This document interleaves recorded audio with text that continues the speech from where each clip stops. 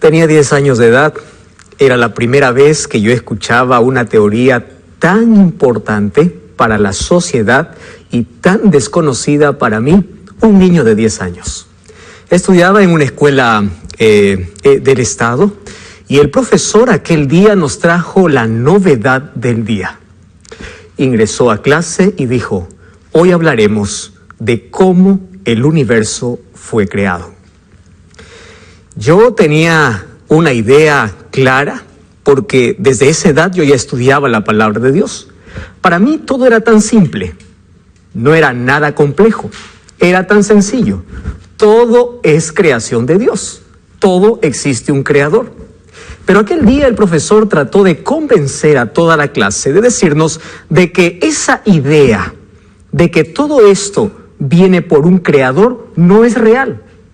Que últimamente la ciencia descubrió algo novedoso y que la humanidad vivió engañada por miles de años y miles de personas están creyendo cosas absurdas, y él nos desafió así: la ciencia es lo que dice esto y nosotros no podemos ir en contra de la ciencia, porque estos hombres estudian, estos hombres son genios, estas personas investigan. Así que aquí no entra la religión. Ustedes pueden olvidarse de todas sus creencias, de todo lo que hasta hoy pensaron. A partir de hoy, aquí en la clase hablaremos de que el mundo surgió como resultado de una evolución. Aquel día yo, de regreso a casa, iba pensando en todas las cosas que aprendí en clase. Para mí era novedad y era muy sorprendente. Algunas preguntas yo me hacía. ¿Será verdad que yo estoy equivocado? ¿Será verdad lo que la ciencia está explicando? ¿Será verdad lo que la mayoría aprueba? ¿Será verdad eso? Pero cuando empezaba a analizar aquellas cosas que aprendí en clase, yo pensé así: era solo un niño, tenía 10 años. Yo necesito más fe para creer en esto que es imposible.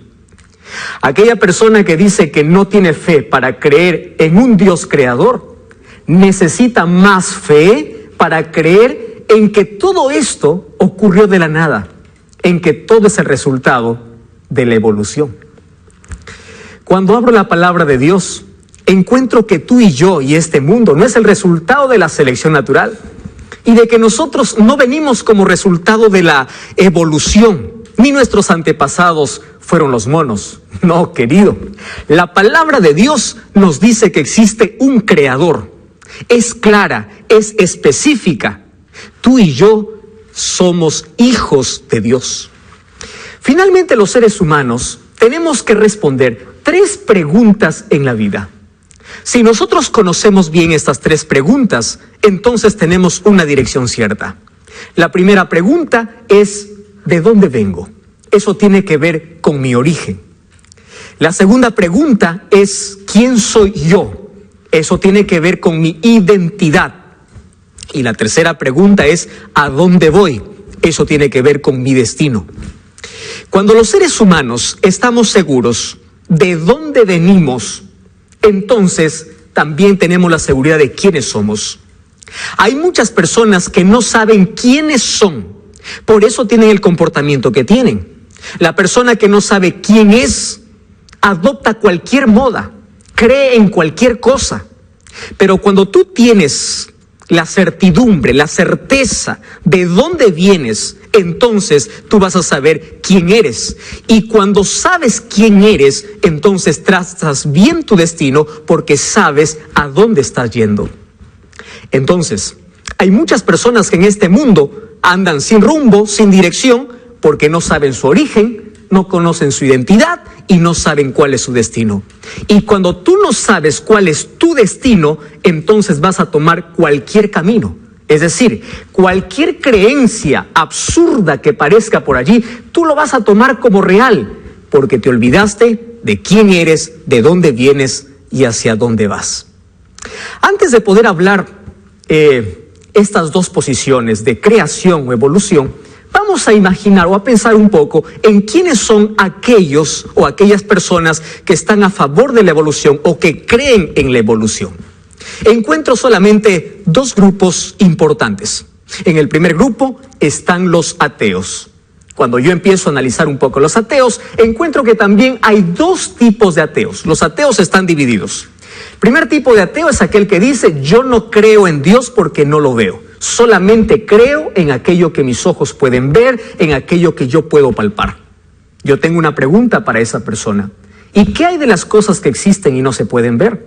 Por ejemplo, el amor es un sentimiento que no se puede ver. El dolor. Cuando tú dices: tengo dolor de cabeza, alguien te puede decir: yo no veo el dolor. Pero tú dices: yo lo siento, correcto, pero no lo veo. Entonces, como no lo veo, yo no te creo que tienes dolor. Te das cuenta que hay cosas que no vemos y sí creemos porque sentimos, porque hay evidencias. Te das cuenta que, ¿qué pasaría si todos los seres humanos solamente creyésemos en aquello que vemos, en aquello que pasamos por laboratorio? Es como si le dijeras a un niñito: mira mi cerebro. Y él te dice: ¿dónde está? Solo veo tu cabeza. No, yo tengo cerebro. Y él te dice: yo no veo tu cerebro. Entonces quiere decir que no tienes. Eso no es verdad, porque todos sabemos que tenemos cerebro. Hay muchas cosas que no se pueden palpar, no se pueden tocar, no se pueden mirar, pero existe y es real. Y una de esas es Dios. Ahora, el segundo tipo de ateo es ateo o decidió ser ateo porque tiene una amargura en el corazón. Es decir, en su cabeza hubieron tantas preguntas que no logró resolver en un momento difícil de la vida. Encuentra personas que niegan la existencia de Dios, no porque sea una teoría, no porque la ciencia diga, sino porque en su corazón hay resentimiento contra Dios. Porque en algún momento de la vida ellos se cuestionaron. Puede ser después de una tragedia, después que perdieron un hijo, después que perdieron un familiar. Después que ocurrió alguna cosa difícil en su vida, ellos miraron para el cielo y preguntaron: Señor, ¿dónde estuviste? ¿Por qué no me protegiste? ¿Por qué no evitaste que esto pueda tocar mi vida? Entonces, al no encontrar respuestas, ellos llegan a la conclusión: Dios no existe. Ahí está el grupo de personas que dice: si Dios existiese, ¿por qué hay tanta maldad? ¿Por qué los niños inocentes sufren? ¿Por qué existe el clima que en algunos lugares es favorable, en otros lugares hace desastres? ¿Por qué? Si Dios tiene el control de todo, si Dios existiera, ¿por qué hay tanto dolor? Entonces, si tú eres una de esas personas, quiero decirte lo siguiente: quita la amargura del corazón. Las consecuencias que vivimos en este mundo es por el pecado. Y en lugar de cuestionarte, tienes que creer en Dios. ¿Por qué tienes que creer en Dios? Porque cuando buscaste respuestas, tú fuiste a buscar al lugar equivocado. Cuando tú quieras respuestas para tu vida: ¿por qué sufro? ¿Por qué el dolor? ¿Por qué el sufrimiento? ¿Por qué este gran conflicto? Tienes que ir a la Biblia. La palabra de Dios tiene respuestas para tus preguntas. Pero puede ser que estoy hablando para ti, que has negado la existencia de Dios por un acontecimiento de tu vida. Y eso es injusto, querido. Entonces, estos dos tipos de ateos quieren sacar a Dios del escenario, ¿correcto? Entonces dicen: Dios no existe, no hay un creador, entonces yo creo en cualquier otra teoría, cualquier cosa que la ciencia pueda decirme, yo lo creo. ¿Por qué? Porque quieren sacar a Dios del escenario, a Dios de su vida, a Dios del mundo, a Dios creador. ¿Y qué cosa dice la Biblia respecto a esas personas? Mira lo que dice el libro de Salmos, capítulo 14, el versículo 1. Escucha con atención. Dice así: dice el necio en su corazón: no hay Dios. Te voy a repetir una vez más. Mira lo que está diciendo David. Dice el necio en su corazón: no hay Dios. Es decir, ¿quién niega su existencia? El necio. ¿Por qué dice el necio? Porque existen tantas evidencias para saber que hay un creador, para reconocer que hay un Dios.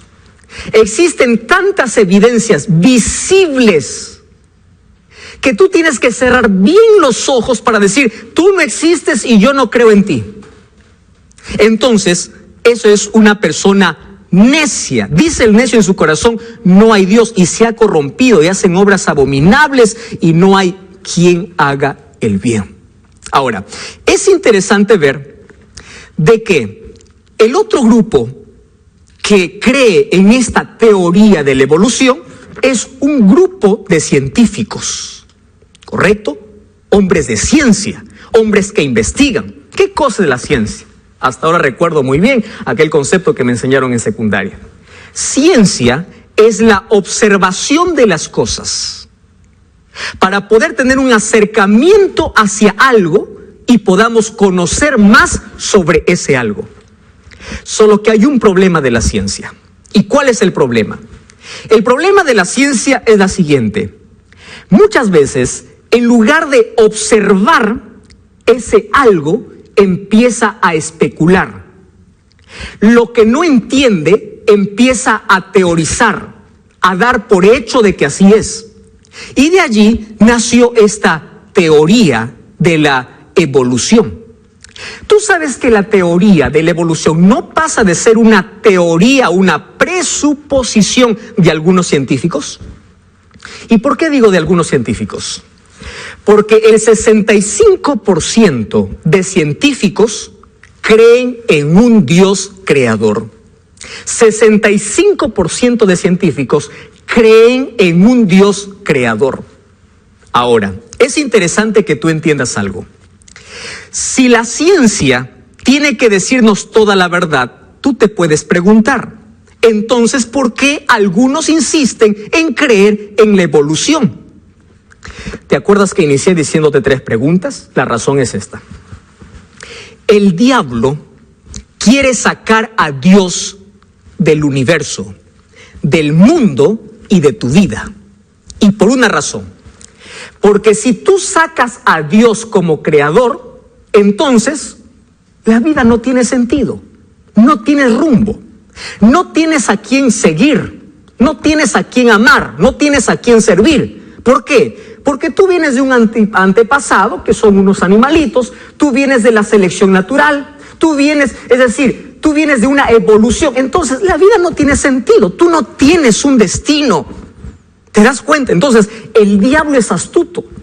El diablo quiere crear en la mente de las personas que Dios no es el creador. Porque cuando saca a Dios como el creador de las cosas, tú no tienes a quién adorar. Entonces empiezas a creer cualquier cosa, cualquier teoría que aparezca.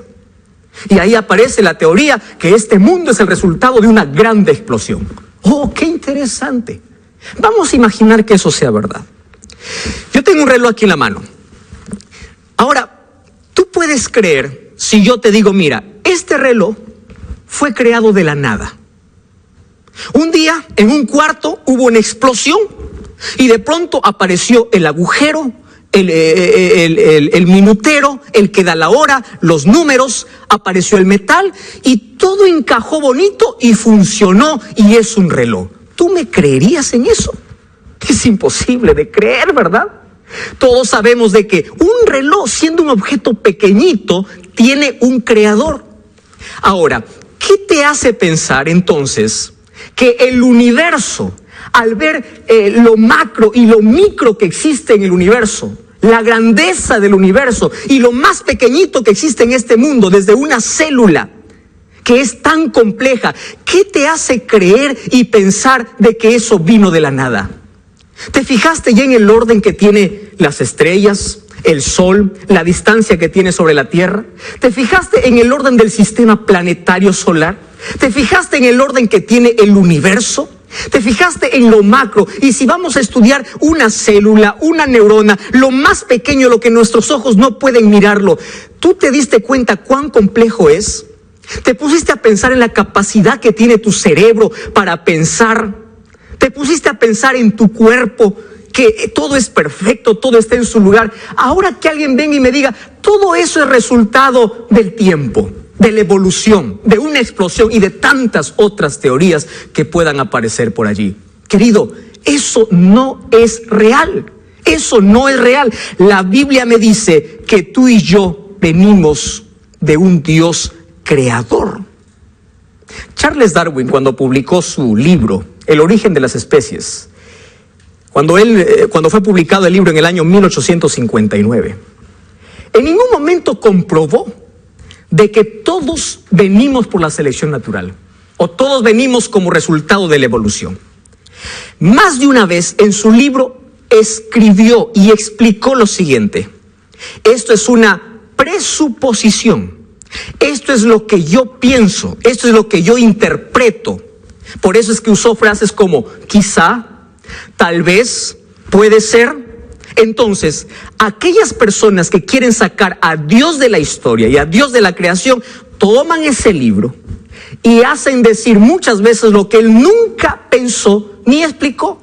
Él empezó a escribir allí sus ideas, sus presuposiciones, y hoy aquello se llama ciencia.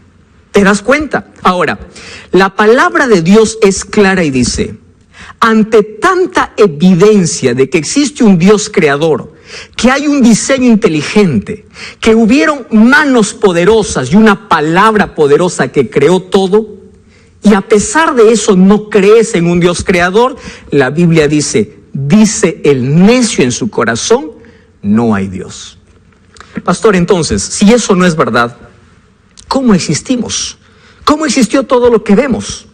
Entonces tenemos que ir a Génesis capítulo 1, porque aquí encuentro la respuesta más sencilla, más simple, hablando acerca de la creación de este mundo. Génesis capítulo 1, versículo 1 dice: en el principio creó Dios los cielos y la tierra. ¿Estás entendiendo? En el principio existió un creador. Y si tú lees todo el capítulo 1 de Génesis, vas a encontrar el orden perfecto como Dios creó las cosas.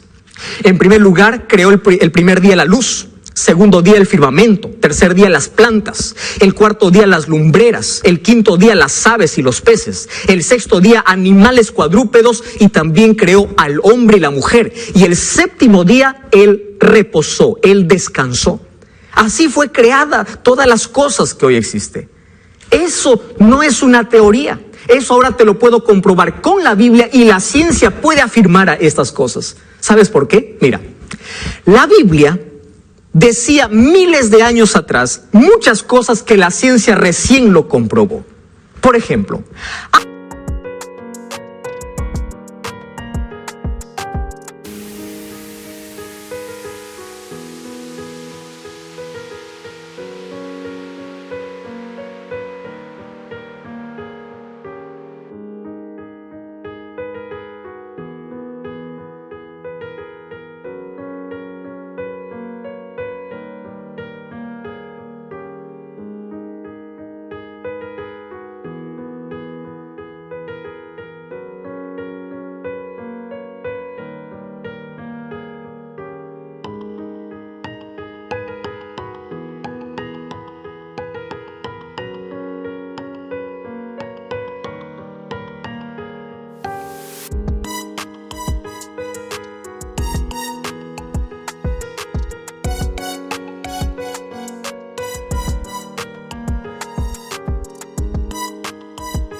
antes que Gregorio Mendel hablara acerca de la herencia y la genética, en el año de 1860, la Biblia ya decía en Génesis 1:11, dijo Dios: produzca la tierra hierba verde, hierba que dé semilla y árbol que dé su fruto, según su género y según su especie. La ciencia logró comprobar muchos años después lo que la Biblia ya decía. ¿Comprobada por la ciencia? Sí. En la semilla de una uva existe como un microsoftware que dice qué color debe tener la uva, qué tamaño debe tener la uva, qué propiedades debe tener la uva, y todas las especies y semillas que Dios creó. ¿Te das cuenta? Otra cosa, la Biblia en el libro de Job, capítulo 28, hablaba de que el aire...